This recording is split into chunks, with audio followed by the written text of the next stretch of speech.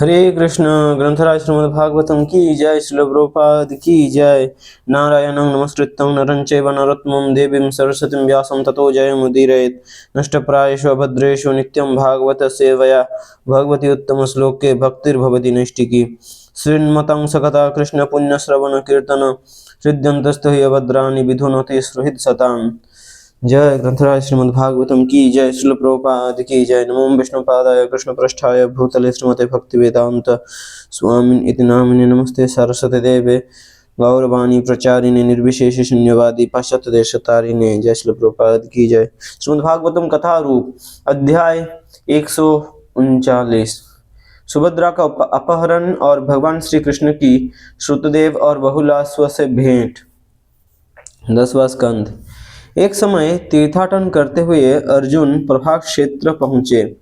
वहां उन्होंने भगवान बलराम को अपनी बहन सुभद्रा के विवाह की बात करते हुए सुना। संबंध में सुभद्रा अर्जुन के मामा की बेटी थी और बलराम जी उसका विवाह दुर्योधन के साथ करना चाहते थे, परंतु श्री कृष्ण और वसुदेव इस प्रस्ताव से सहमत नहीं थे। दूसरी ओर अर्जुन सुभद्रा से आकर्षित हो चुके थे। उनके साथ विवाह की योजना बनाकर अर्जुन ने एक वैष्णव सन्यासी का वेश बनाया और हाथ में त्रिदंड लेकर वर्षा के 4 महीने बिताने के लिए द्वारका जा पहुंचे। द्वारकावासी अर्जुन को पहचान नहीं पाए और एक सन्यासी के समान उनका पूरा आदर सत्कार किया। एक दिन बलराम जी ने अर्जुन को भोजन के लिए अपने घर बुलाया। भोजन करते समय अर्जुन टकटकी लगाए सुभद्रा को ही देखते रहे। उनका मन पूरी तरह उसकी सुंदरता पर मोहित हो चुका था। उन्होंने कुछ भी करके सुभद्रा को अपनी पत्नी बनाने का निश्चय कर लिया और ये इच्छा रह रहकर उनके मन को उद्विग्न करने लगी। अर्जुन भी स्त्रियों के लिए अत्यधिक आकर्षक थे और इसलिए जैसे ही सुभद्रा ने उन्हें देखा, उसने मन ही मन उन्हें अपना पति स्वीकार कर लिया। लज्जाते हुए सुभद्रा अपने नेत्रों के कोनों से बार बार अर्जुन को देखने लगी। अर्जुन का मन 24 घंटे सुभद्रा का ही चिंतन करने लगा और एक क्षण के लिए भी शांत नहीं रहता। अगले दिन सुभद्रा मंदिर में हो रहे एक उत्सव में भाग लेने के लिए अपने रथ पर बैठकर महल से बाहर निकली। वसुदेव देवकी तथा श्री कृष्ण की अनुमति से अर्जुन ने इस अवसर का लाभ उठाया और सुभद्रा का अपहरण कर लिया। चारों ओर हाहाकार मच गया, परंतु अर्जुन सब सुरक्षा कर्मियों को परास्त करके आगे बढ़ते रहे। जब बलराम जी को पता चला कि सुभद्रा का अपहरण करने के लिए अर्जुन ही उस ढोंगी साधु के रूप में आए थे, तो वे अत्यंत क्रोधित हो गए। भगवान श्री कृष्ण एवं घर के अन्य सदस्य बलराम जी के चरणों में गिरकर अर्जुन के लिए क्षमा याचना करने लगे। अंततः जब बलराम जी को विश्वास हो गया कि सुभद्रा भी अर्जुन को चाहती थी, तो वे शांत हो गए। मामला सुलझ गया और बलराम जी ने अपनी बहन के लिए अनेक हाथियों, रथों, घोड़ों तथा दास दासियों से युक्त दहेज भिजवाया। विदेह राज्य की राजधानी मिथिला में 2 भक्त रहते थे, एक ब्राह्मण श्रुतदेव और दूसरे महाराज बहुलाश्व। गृहस्थ होते हुए भी ब्राह्मण श्रुतदेव अपनी जीविका के लिए अत्यधिक प्रयत्न नहीं करता था और भगवत इच्छा से जो प्राप्त हो जाता उसमें संतुष्ट रहता। वो वेदों का विद्वान था और भगवान श्री कृष्ण की भक्ति में संलग्न रहते हुए उसका मन पूरी तरह शांत तथा इंद्रिय भोग विलास की समस्त इच्छाओं से मुक्त था।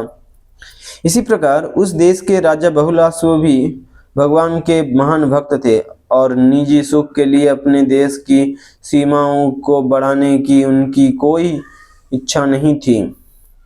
उन दोनों की भक्ति भावना से प्रसन्न होकर एक दिन श्री कृष्ण ने अपने रथ पर बैठकर विदेह के लिए निकल पड़े।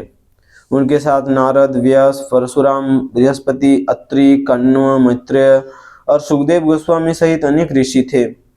जैसे जैसे श्री कृष्ण विभिन्न गांवों और नगरों से गुजरे, वहां के लोगों ने उनकी पूजा की तथा उन्हें अनेक उपहार भेंट स्वरूप दिए। श्री कृष्ण के मुख को निहारते हुए प्रतीत होता था कि वे स्त्री पुरुष अपने नेत्रों से उन्हें पी रहे थे और भगवान की दया दृष्टि से उनके सांसारिक जीवन की अज्ञानता पूर्ण रूपेण नष्ट हो गई।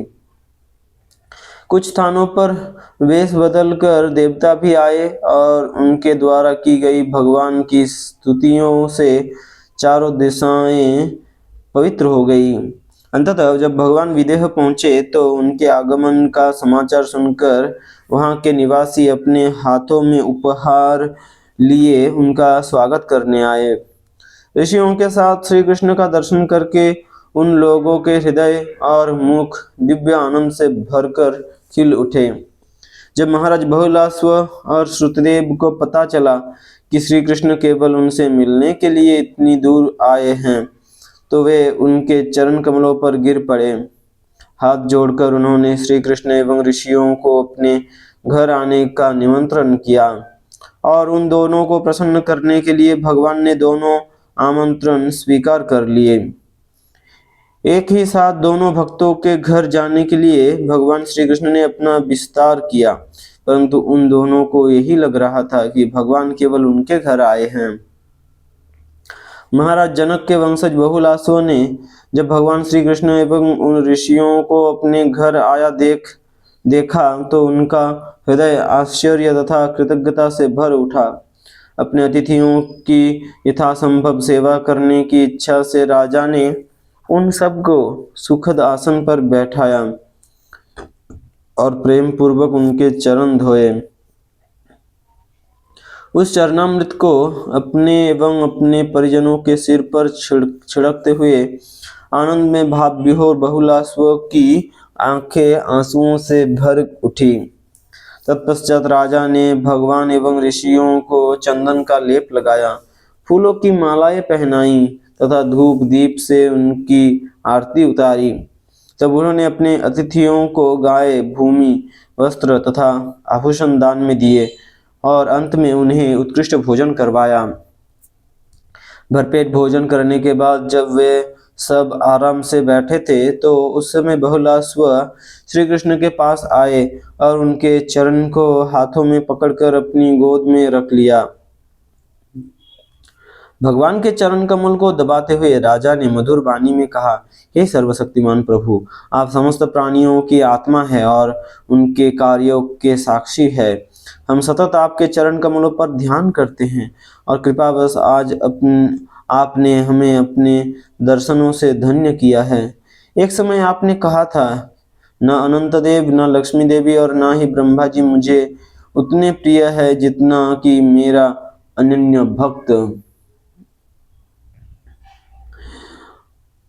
अपने इसी कथन को पुष्ट करने के लिए आपने मेरे घर में अपने चरण कमल रखे हैं। आप स्वेच्छा से उन भक्तों के अधीन हो जाते हैं जो संसार में किसी भी वस्तु को अपना नहीं मानते। सत्य जानने वाला भला ऐसा कौन व्यक्ति होगा जो आपके इन चरणों की उपेक्षा करेगा।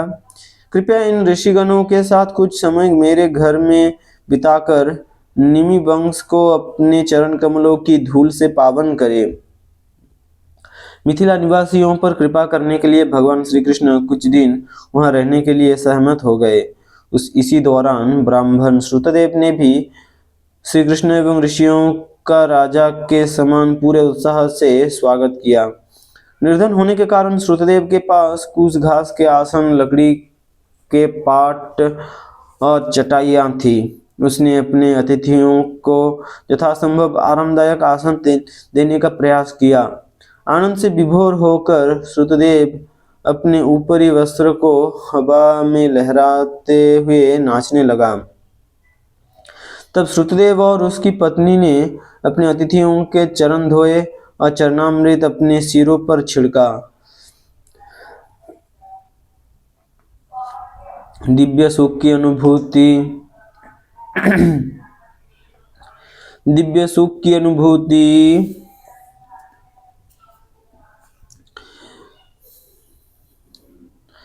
दिव्य सुख की अनुभूति करते हुए वे स्वयं को भी भूल गए। उन्हें ऐसा प्रतीत हुआ मानो उनकी जन्म जन्मांतर की इच्छाएं पूरी हो गई थी। तब अपनी क्षमता अनुसार श्रुतदेव ने फलों, तुलसी पत्तों, धूप, कमल पुष्पों तथा अन्य साधारण सी वस्तुओं की व्यवस्था की। भगवान श्री कृष्ण एवं उनके पार्षदों ने प्रसन्नता पूर्वक उन सबको स्वीकार कर लिया। तब श्रुतदेव ने अतिथियों को अपनी पत्नी द्वारा बनाए दाल चावल जैसा सादा भोजन दिया। क्योंकि वो भोजन अत्यंत प्रेम पूर्वक बनाया और परोसा गया था, उसे खाकर श्री कृष्ण और ऋषिगण संतृप्त हो गए। अपने अतिथियों की सेवा करते हुए श्रुतदेव के मन में विचार आया, मैं पारिवारिक जीवन के अंधे कुएं में गिरा हुआ हूँ। फिर ये किस प्रकार संभव हुआ कि आज मुझे श्री कृष्ण एवं इन महान ब्राह्मणों का संग प्राप्त हुआ है। भोजन उपरांत श्रुतदेव अपने परिजनों के साथ आए और श्री कृष्ण एवं ऋषियों की ओर अधिक सेवा करने लगे। श्री कृष्ण के चरण कमल पकड़कर श्रुतदेव उनकी स्तुति करने लगे। हे प्रभु, आप उस सोते हुए व्यक्ति के समान है जो स्वप्न में एक कल्पना जगत का निर्माण करता है और उस स्वप्न लोक में प्रवेश करके स्वयं को उसके भीतर देखने लगता है। शुद्ध चेतना वाले जो मनुष्य निरंतर आपकी कथा सुनते अथवा गाते हैं या परस्पर आपकी चर्चा करते हैं, आप उनके हृदयों में ही स्वयं को उजागर करते हैं। यद्यपि आप उन लोगों के हृदय में भी वास करते हैं जिनके मन सांसारिक कार्यों में उलझे हुए हैं, परंतु वहां रहते हुए भी आप उनसे बहुत दूर होते हैं। आप अपने भक्तों के सम्मुख अपने सुंदर दिव्य रूप में प्रकट होते हैं और अभक्तों के सम्मुख इस सृष्टि के रूप में प्रकट होकर आप उनकी दृष्टि को बाधित करते हैं।